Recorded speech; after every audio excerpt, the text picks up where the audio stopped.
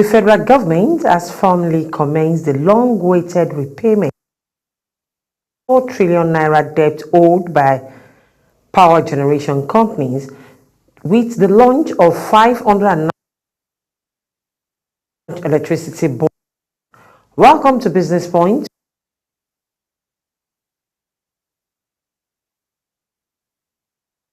Kerry.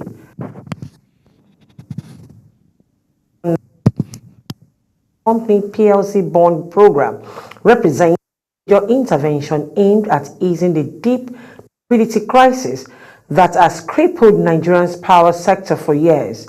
The program is fully guaranteed by scoring its commitment to stabilizing electricity generation and restoring sheet that the first tranche will be split into two parts. 300 billion naira in cash bond to the capital markets and 290 billion naira in non-cash bond to be directly allocated to power generation company on identical terms.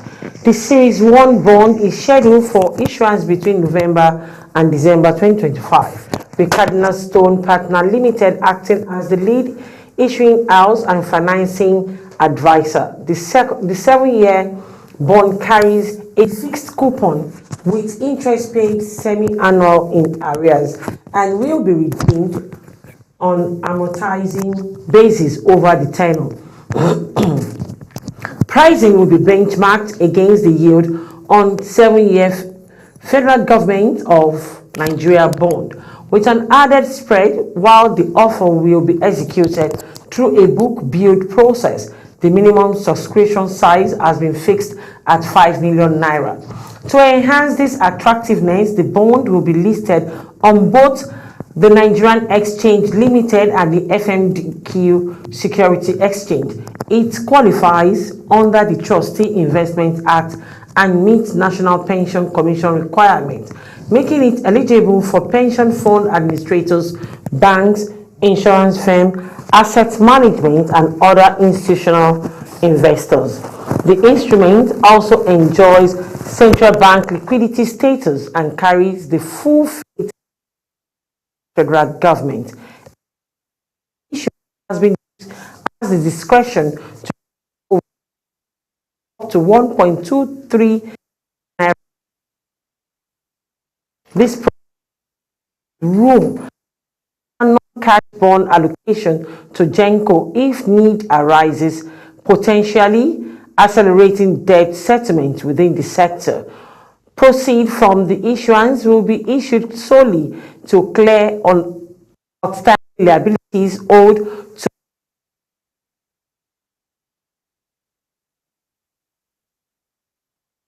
backed primarily by annual budget provision, with recoveries from electricity distribution companies serving as the secondary source.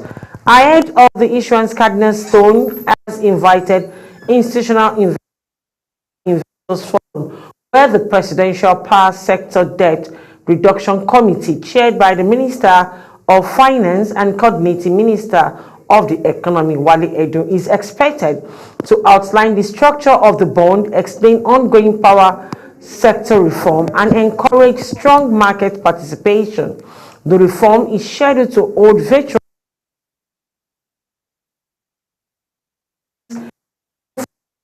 administrators, asset managers, issuers, and other key stakeholders. The move as Nigerian power sector continues to struggle under the weight of unpaid invoice, weak remittance by the distribution companies, and mounting obligation to gas suppliers. Industry estimates put Genco outstanding receivable at about 4 trillion naira, with projection that the figure could rise to 6 trillion naira by the end of the year if left unresolved. Official close to the process says power generation companies have also been invited to engagement meeting to clarify the structure and implication of the bond, even as some stakeholders express cautious optimism and raise concern about implementation details and long-term sustainability. The bond issuance marks a critical turning point in Nigeria electricity market reform by converting legacy debt into sovereign-backed instruments. The federal government is addressing one of the biggest constraints to power generation liquidity. If effectively implemented, the program will stabilize GENCO, improve gas supply confidence, and support higher generation output. However, the success of the intervention will ultimately depend on complementary reforms, especially improved collection and remittance by DISCOs. Without fixing downstream inefficiency, the bond may ease existing debt but fail to prevent the build-up of new ones, leaving the sector once again exposed to financial stress. The Nigerian National Petroleum Company Limited has recorded a historic milestone in crude oil production with its upstream subsidiary NNPC Exploration and Production Limited, reaching a daily output of 355 barrels on December 1, 2025. This is the company's highest production level in 36 years and its strongest performance since 1989. The achievement marks a significant turnaround for Nigeria's upstream oil sector, which has faced prolonged challenges ranging from crude oil theft and pipeline vandalism to underinvestment and declining output from mature field.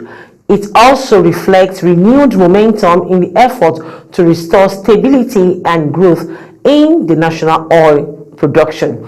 Available figures shows that NNPC E&P Limited has recorded a 52% increase in average daily crude output over a 2-year period. Production rose from about 203,000 barrels per day in 2023 to an average of 312,000 barrels per day in 2025, a growth trajectory attributed to improved operational efficiency, disciplined asset management, and structured field development. The record production underscores a broader transformation underway with NNPCL following its transition into commercially driven entity. The company has focused on field optimization, renewed contractors alignment, stronger governance framework, and improved maintenance practice across its assets. These measures have helped revive previously underperforming field and stabilize output in key joint and production sharing operation. Group Chief Executive Officer of the NNPCL, Bayo Ojulari, described the milestone as clear evidence that Nigeria's energy sector recovery is gaining real traction. He noted that the ability of the NNPC E&P Limited to exceed its own production benchmarks demonstrates that the operational system, equipment partnership, and commercial discipline required to scale national output are now in place. According to him, the achievement converts long-standing national aspiration to measurable progress and strengthening confidence in Nigerian capacity to meet its medium and long-term oil production targets. He added that consistent delivery at this level sends a strong signal to investors and global partners, reassuring them of Nigeria's commitment to reclaiming its position as a reliable crude oil supplier in international markets. From an operational perspective, the Executive Vice President Upstream, Yudi Intia, says the production milestone reflects a deliberate emphasis on responsible and sustainable operations. He explained that the NNPC E&P's growth strategy prioritizes safety, environmental protection, and community well-being, ensuring that increased output does not come at the expense of long-term value or operational integrity. Similarly, the Managing Director of NNPC Exploration and Production Limited, Nicholas Falcat, says the record production is the result of clear leadership direction, accountable partnership, and a highly motivated workforce. He noted that beyond higher production volumes, The gains translate into increased national revenue, stronger energy security, and a more resilient economic base for the country. Nigeria's oil industry has endured a difficult decade, with production frequently falling below OPEC quotas, particularly between 2021 and 2023, when output slumped to multi-decade low. Revenue losses, investors' concern, and question about the sector's long-term visibility intensified during that period. In response, reforms driven by the Petroleum Industry Act, the commercialization of NNPC, and renewed upstream investors have been introduced to reverse the decline. Under President Bola Ahmed Tinubu's administration, Nigeria has set ambitious production targets of 2 million barrels per day by 2027 and 3 million barrels per day by 2030. NNPC Exploration and Production Limited, as the national company flagship upstream arm, has been positioned as the center pillar of recovery strategies. The latest 355,000 barrels per day record represents a concrete step towards stabilizing output and restoring confidence in the Nigerian oil sector after years of decline. The 36 years production high achieved by the NNPC E&P signals that recent reform in the Nigerian oil sector are beginning to yield measurable results. Improved governance, operational discipline, and asset optimization appear to be reversing year of decline. However, sustaining this momentum will depend on addressing systematic challenges such as crude oil theft, infrastructure security, and consistent investment, while the milestones strengthen confidence in the meeting national production targets. Long-term success will require sustained reform across the entire value chain. The Central Bank of Nigeria has stepped up efforts to channel more bank credit to agricultural sector as it seeks to raise lending to farmers far beyond the current level of less than 5% of total banking industry credit. CBN Governor Olayemi Cardoso disclosed this in Abuja during the inauguration of the newly constituted board of the Agricultural Credit Guarantee Scheme Fund, describing the move as a turning point in Nigeria's approach to agricultural financing. It says the initiative signals a clear policy shift aimed at repositioning agriculture at the center of the country's financial system and development priorities. According to the CBN governor, agriculture remains a critical pillar of the Nigerian economy, contributing over 1/5 of the nation's gross domestic product and employing the majority of the population. Despite its importance, the sector continues to receive only a marginal share of formal bank lending, a situation, it says, has constrained productivity, limited expansion, and kept millions of farmers trapped in subsistence operation. Cardoso noted that Central Bank is no longer willing to tolerate a system where agriculture is chronically underfunded, stressing that deliberate intervention are required to reverse decades of neglect. He explained that the Agriculture Credit Guarantee Scheme Fund, which guarantees up to 75% of agricultural loans issued by the bank, has historically played a key role in reducing lending risk and encouraging financial institutions to extend credit to farmers often considered unbankable. He added that reform to the scheme, particularly the 2019 amendment of its enabling law, have significantly strengthened its capacity.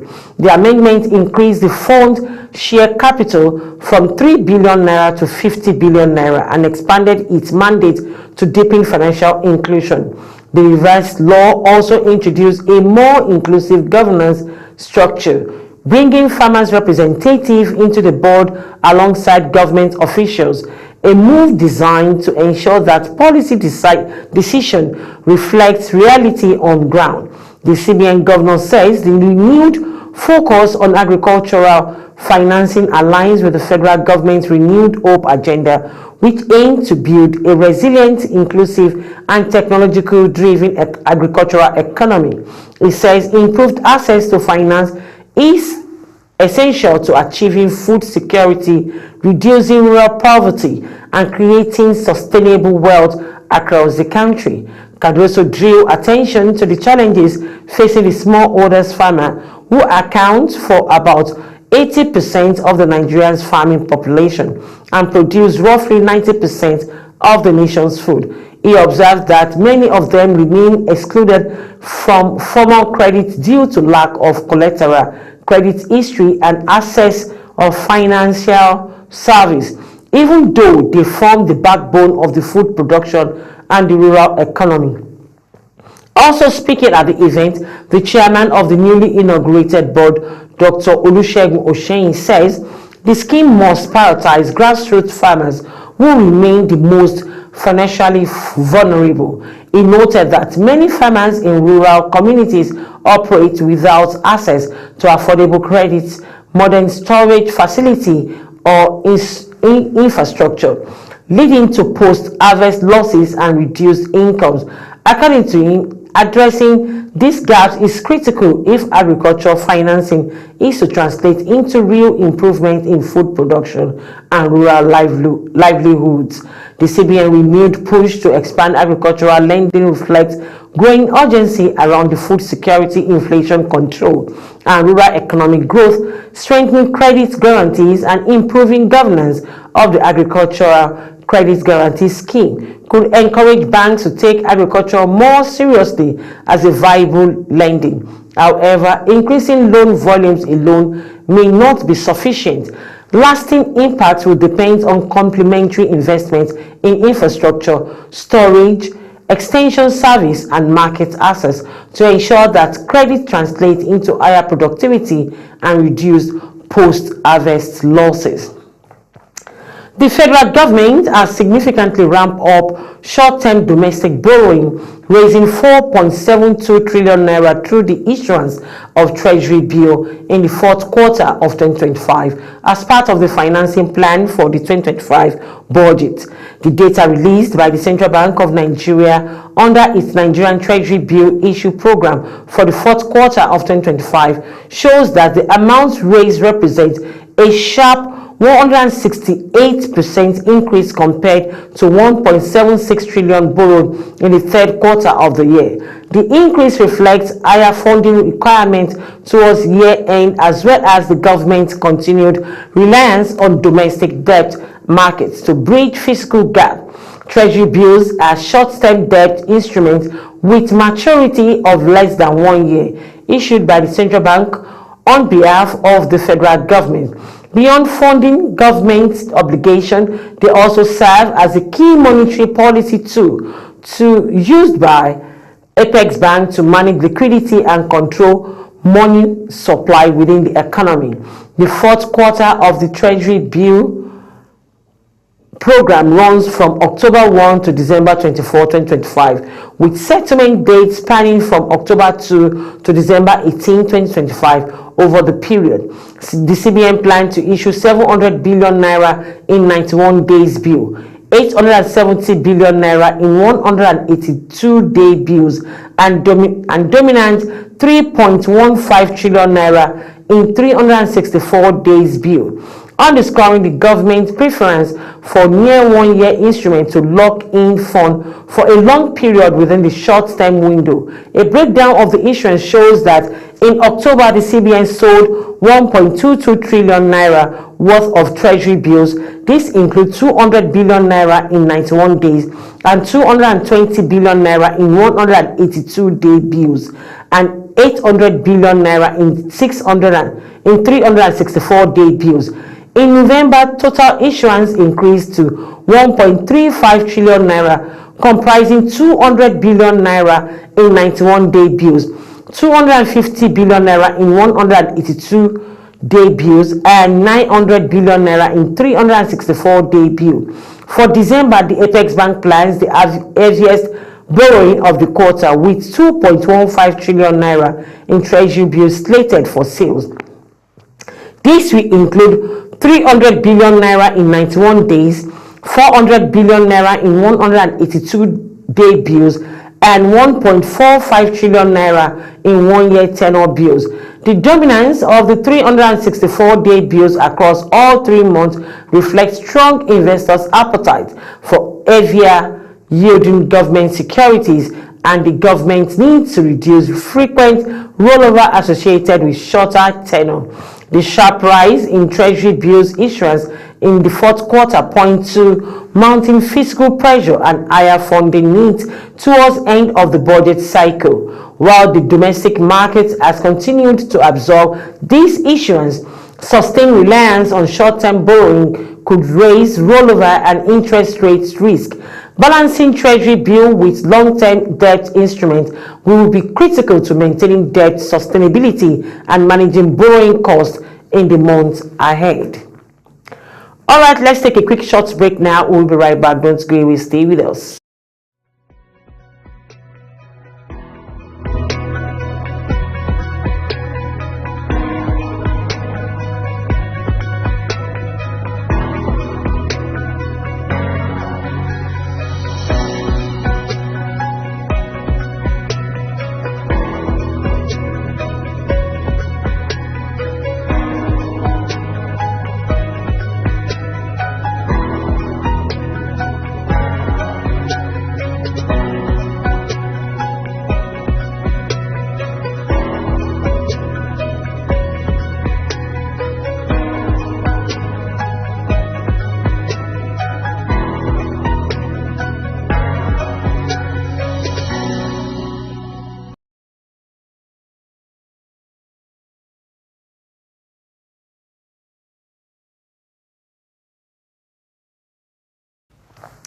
Welcome back. If you're just joining us, it's Business Points, where we extract the Nigerian economy and the government policies. Before we call it a wrap on this business program today, let's take a quick look at the exchange market. The Naira has weakened for 7 consecutive trading sessions, reflecting sustained pressure from rising foreign exchange demand linked to increased festive season, import and year-end business obligation. Data from the Central Bank of Nigeria shows that the Naira depreciated marginally at the Nigerian foreign exchange market, closing at 1,454.38 Naira to a dollar on Tuesday. This represents a decline of about 5 Naira, that is 0.4%, compared with 1,448 Naira recorded in December 1, 2025. On a day-to-day basis, the currency slipped by 2.52 Naira, that is 0.2%, from Monday's close of 1,451 Naira to a dollar. Weakness was also evidence in the parallel market, where the Naira depreciated by 3 Naira to close at 1,483 Naira to a dollar, compared to 1,480 Naira to a dollar the previous day. Traders says movement in both the official parallel market pointed to the persistent tightness in the foreign exchange liquidity as importers and businesses front-loaded their dollars demand ahead of the end of the year. Market participants noted that pressure on the currency intensified despite ongoing intervention by the CBN. Nigeria recorded foreign exchange inflow of just $2 billion in November, the lowest monthly inflow in 16 months. This sharp slowdown in inflow has compounded the strain on the Naira, highlighting the depth of liquidity challenges facing the markets. Figures from the FMDQ shows that total FX inflow dropped by 67% month-on-month in November, declining from $6.1 billion in October to $2.0 billion. Analysts say the sharp fall underscores the fragile balance between supply and demand in the FX market. Research analysts at the FBN Quest attributed November's market volatility to tight liquidity conditions and sustained demand pressure, noting that these factors contributed to Naira's 1.3% depreciation during the month, when it closed at 1,446 Naira to a dollar.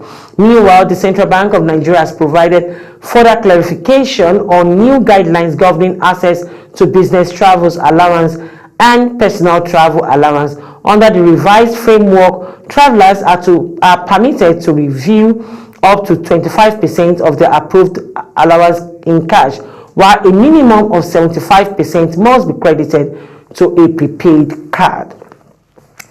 All right, this is where we call it a wrap on Business Point today. Join me again tomorrow on Global Television Channel 365 on DSTV and 276 on Star Times. To stay connected, kindly follow us on all our social media platforms using @GlobalTVNG. Till I come your way again, I am Kike Lomo Okeri. I celebrate you all.